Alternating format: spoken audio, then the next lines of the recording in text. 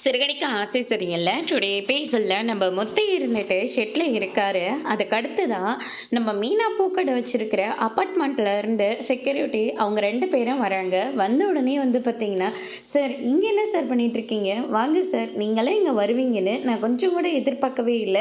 அப்படின்ற மாரி சொல்லிக்கிட்டு இருக்காங்க. அதுக்கு அடுத்ததா செல்வமும் கார்த்திக்கும் இருந்துட்டு, "மீனா சிஸ்டர் வந்திருக்காங்க." அப்படின்ற மாரி சொல்றாங்க. "மீனா நீயும் வந்திருக்க, சாரும் மேடமும் வந்திருக்காங்க. என்னாச்சு? என்னையும் அவங்க தாங்க வர சொன்னாங்க." அப்படின்ற மாதிரி சொல்லிடுறாங்க. சார் என்ன விஷயம் சார்? சொல்லியிருந்தா நானே அங்கே வந்திருப்பேன்ல. நீங்கள் எதுக்காக சார் இவ்வளோ தூரம் அலைஞ்சிட்டு இருக்கீங்க? அதெல்லாம் ஒன்றும் இல்லை முத்து. முத்து அந்த வேனில் போய் ஏறிப்பாரு, எல்லாம் வேன் கண்டிஷன் கரெக்டாக இருக்கான்னு கொஞ்சம் செக் பண்ண அப்படின்ற மாதிரி சொல்கிறாங்க. முத்துவும் ஏறி சீட்டு அதுக்கு அடுத்ததாக எல்லாத்தையும் செக் பண்ணுறாங்க. முத்து வண்டியை ஸ்டார்ட் பண்ணி பாருப்பா அப்படின்ற மாதிரி சொன்ன உடனே சாவியை வாங்கிட்டு செக் பண்ணி பார்க்குறாங்க. இன்ஜின் எப்படி ஒர்க் ஆகுது, பிரேக் கரெக்டாக பிடிக்குதா, ஆரன் கரெக்டாக அடிக்குதா, இப்படி எல்லா விஷயத்தையும் பார்த்துட்ருக்காரு. சார் வண்டியோட ஆக்டிவேஷன் ரொம்பவே சூப்பராக இருக்குது, எல்லாமே ரொம்பவே நல்லா இருக்குது சார் அப்படின்ற மாதிரி சொல்லிகிட்டு இருக்காங்க.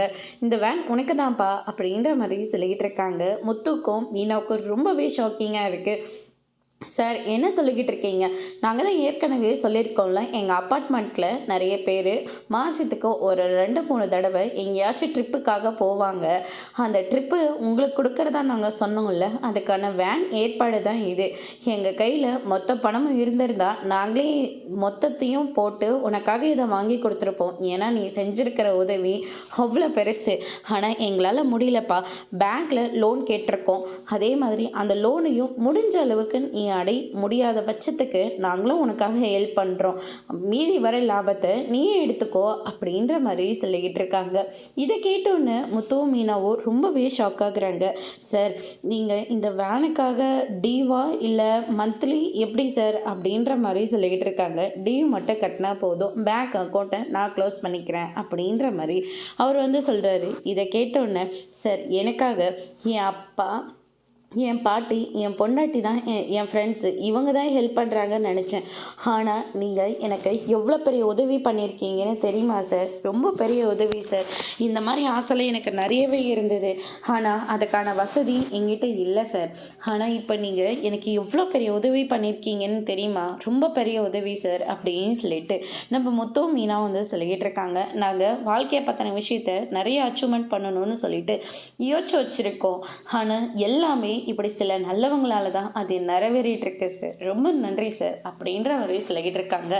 சரி முத்து, நீ எங்களுக்கு பண்ணியிருக்கிறது ரொம்ப பெரிய விஷயம். இன்னைக்கு என் பிள்ளை உயிரோடு இருக்கானா அதுக்கு காரணமே நீங்கள் 2 பேரும் மட்டும்தான் அப்படின்ற மாதிரியே சொல்லிக்கிட்டு இருக்காங்க. சரி முத்து, பேங்க்கோட ஃபார்முலாவில் முடிச்சுட்டு நான் உனக்கு இந்த வேனை வந்து கொடுத்துட்றேன் அப்படின்ற மாதிரியே சொல்லிட்டு வேனை அங்கேருந்து எடுத்துகிட்டு போயிடுறாங்க. முத்துக்கு ரொம்பவே சந்தோஷமாக இருக்குது. எல்லாத்துக்கும் காரணம் நீ தான் மீனா. நீ அங்கே அப்பார்ட்மெண்ட்டில் கடை வச்சு அதுக்கப்புறம் அந்த பையனை காப்பாற்ற போய் இப்போ பாரு நமக்கு எவ்வளோ பெரிய லக் அடிச்சிருக்குன்னு அப்படியே சொல்லிட்டு ரொம்பவே சந்தோஷப்படுறாங்க. செல்வம் இருந்துட்டு ஏற்கனவே 2 கார் வச்சுருக்க, இப்போ வேன் வேறு, இதை யாரை ஓட்ட விடுவ அப்படின்னு சொல்லிட்டு கேட்கவும், வேறு யார், நம்ம கார்த்திக் இருக்கான்ல அப்படின்ற மாதிரியும் சொல்லிக்கிட்டு இருக்காங்க. இல்லை முத்து, ஏன் காரை வேணா கார்த்திக் ஓட்டட்டுமே. நான் இந்த வேனை ஓட்டி அதில் வர பைசாவை நான் எப்படியாவது உன் காரை நான் மீட்டு கொடுத்துடணும். கொஞ்சம் கொஞ்சமாக அந்த கடனையும் நான் கொஞ்சம் அடிச்சுட்டு வந்துடுறேனே, இது எனக்கு ஒரு உதவியாக இருக்கும்ல அப்படின்ற மாதிரி சொல்லிக்கிட்டு இருக்காங்க. ப்ளீஸ் முத்து, இந்த வேனை எங்கிட்ட கொடுக்குறியா அப்படின்னு சொல்லிட்டு கேட்ட உடனே, என்னடா நீ இப்படியெல்லாம் கேட்டுக்கிட்டு இருக்க? கண்டிப்பாக உனக்கு தான்டா கார்த்திக், உனக்கு எந்த மன கஷ்டமும் இல்லை, எனக்கெல்லாம் எந்த கஷ்டமும் இல்லைப்பா.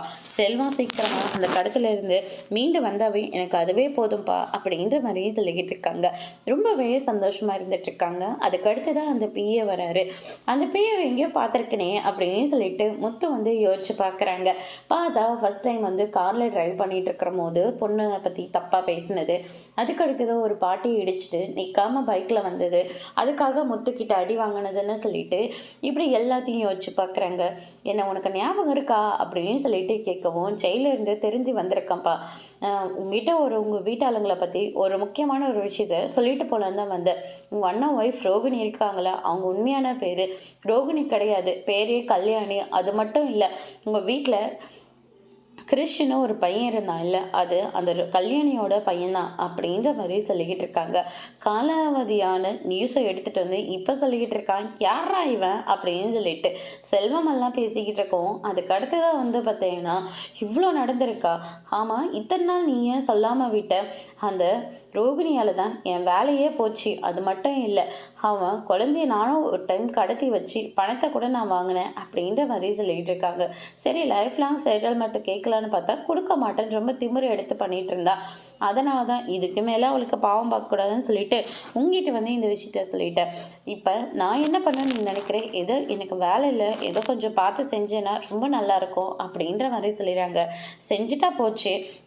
செல்வம் கொஞ்சம் அந்த ரூமில் கூட்டிகிட்டு போய் செக்கெல்லாம் அங்கே தான் இருக்குது. ஓ அப்படியா முத்து, நான் வரேன் அப்படின்னு சொல்லிட்டு அந்த பிஏவும் நம்பி உள்ளே போகிறாங்க.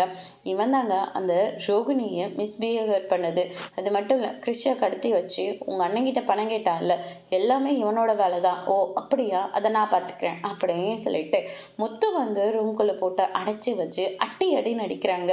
இனிமேல் இந்த பக்கமே நான் வரமாட்டேன் முத்து அப்படின்னு சொல்லிட்டு அந்த பிஏ அங்கேருந்து கிளம்பிடுறாங்க. மீனாவும் நீங்கள் பண்ணதாங்க சரி அப்படின்ற மாதிரியே சப்போர்ட் பண்ணுறாங்க. அதுக்கு அடுத்ததான் வந்து பார்த்திங்கன்னா லாயரை பார்க்கறதுக்காக விஜயாவும் மனோஜும் போகிறாங்க. என்னாச்சு, என்ன விஷயமா இவங்களை வர சொன்னீங்க அப்படின்னு சொல்லிட்டு கேட்குவோம். முத்துவும் மீனாவையும் நான் வர சொல்லியிருக்கேன், அவங்க வந்துடட்டும், அதுக்கப்புறமா உங்ககிட்ட விஷயத்த சொல்கிறேன் அப்படின்ற மாதிரியே சொல்லிடுறாங்க. அவங்கள எதுக்காக வர சொன்னீங்க? இப்போ உங்கள் பிள்ளையும் மருமகளையும் தானே வர சொல்கிறேன், அதுக்கு எதுக்கு நீங்கள் இவ்வளோ ஷாக் ஆகுறீங்க அப்படின்ற மாதிரி சொல்லிடுறாங்க. அதுக்கு அடுத்ததாக முத்துவும் மீனாவும் வந்துடுறாங்க. வணக்கம் மேடம் அப்படின்ற மாதிரி சொல்லிட்டு என்ன விஷயமா வர சொன்னீங்க? நாளைக்கு ரோகிணிக்கும் மனோஜுக்கும் கவுன்சிலிங் இருக்குது, சொதப்பாமல் எனக்கு ரோகிணி வேண்டாம், எனக்கு டிவோர்ஸ் கொடுத்துருங்கன்னு சொல்லி தீர்க்கானமாக சொல்லணும். அப்படி கோர்ட்டில் சொதப்பின மாதிரி சொதப்பினீங்கன்னா இந்த டிவோர்ஸ் வந்து சீக்கிரமாக தள்ளுபடி ஆகிடும் அப்படின்ற மாதிரி சொல்லிகிட்டு இருக்காங்க. ஐயோ அப்படியெல்லாம் நடக்காது, என் பிள்ளை ரொம்ப புத்திசாலி. ஆமாம்மா, உங்கள் பிள்ளை ரொம்ப புத்திசாலி தான் அப்படின்ற மாதிரி லாயர் வந்து சொல்லிக்கிட்டு இருக்காங்க. முத்து, மீனா, நீங்கள் தானே முதல்ல பார்த்தது, விஷயத்தை தெரிஞ்சுக்கினது அப்படின்னு சொல்லிட்டு கேட்கவும், ஆமாம் மேடம் அப்படின்ற மாதிரியே சொல்லிடுறாங்க. நாளைக்கு நீங்களும் ஹெல்ப் பண்ணுற மாதிரி இருக்கும் கண்டிப்பாக அப்படின்ற மாதிரியே சொல்கிறாங்க. அதுக்கு அடுத்ததாக வந்து பார்த்திங்கன்னா நம்ம மனோஜ் இருந்துட்டு விஜயா இருந்துட்டு மனோஜ் வந்து தனியாக கஷ்டப்படுறான். நான் அவனுக்கு சீக்கிரமாக கல்யாணம் பண்ணி வச்சல, டிவோர்ஸ் ஆனதுக்கப்புறமா தான் கல்யாணம் பண்ண முடியும். அப்படி அதுக்கு முன்னாடியே கல்யாணம் பண்ண ஆசைப்பட்டீங்கன்னா உங்கள் பிள்ளை போய் ஜெயிலில், நீங்கள் 2 பேரும் ஜெயிலில் தான் கஷ்டப்படணும் அப்படின்ற மாதிரி சொல்லிடுறாங்க. டேய் மனோஜ், உனக்கு தான் கணக்கு நல்லா வருமே, போய் என்னடா அப்படின்ற மாதிரியே சொல்லிக்கிட்டு இருக்காங்க. அதுக்கடுத்ததா ஐயோ முடியாதுப்பா அப்படின்ற மாதிரி சொல்லிடுறாங்க. அதுக்கடுத்ததா விஜயா இருந்துட்டு பொண்ணாச்சு பார்க்கலாம், இல்லை கண்டிப்பாக பார்க்கலாம், அது உங்களோட விருப்பம் அப்படின்ற மாதிரி சொல்கிறாங்க. எனக்கு எப்போ மிஸ் கல்யாணம் ஆகும் அப்படின்னு சொல்லிட்டு கேட்கவும், நீங்கள் அதுக்கு ஜோசியக்காரை தான் பார்க்கணும் அப்படின்ற மாதிரி சொல்கிறாங்க. அதோட இன்னைக்கான எபிசோட் முடிச்சிருக்காங்க. இனி சிறகடிக்க ஆசையில் அடுத்தடுத்து என்னெல்லாம் நடக்க போகுதுன்றதை வெயிட் பண்ணி பார்க்கலாம். தேங்க்யூ.